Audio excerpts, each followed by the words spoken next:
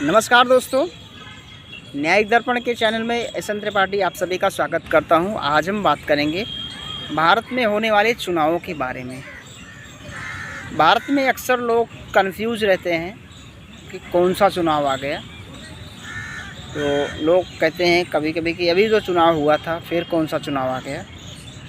तो आइए समझते हैं। भारत में मुख्य रूप से 3 प्रकार के चुनाव होते हैं। पहला होता है लोकसभा का चुनाव, जिसे आम चुनाव भी कहा जाता है। दूसरा होता है राज्य में विधानसभा का चुनाव, राज्यों की सरकार बनाने के लिए।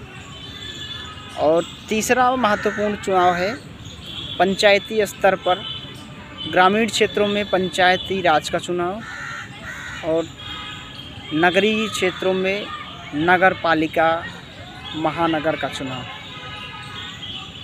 तो लोकसभा का चुनाव होता है केंद्र की सरकार बनाने के लिए, विधानसभा का चुनाव होता है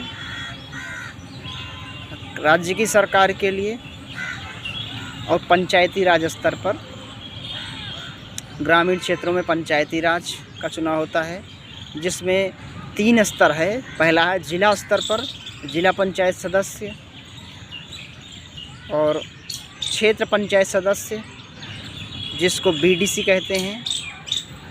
और तीसरा है ग्राम प्रधान, जो गांव का मुखिया होता है और ग्राम पंचायत सदस्य भी होते हैं। तो भारत में ये चुनाव के मुख्य 3 स्तर हैं जो सीधे जनता द्वारा चुनाव किए जाते हैं।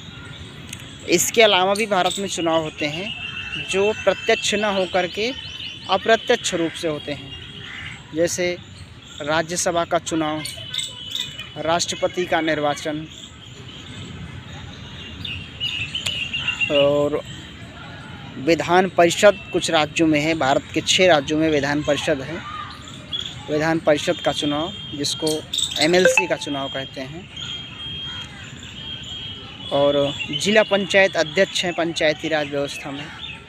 ब्लॉक प्रमुख का चुनाव है।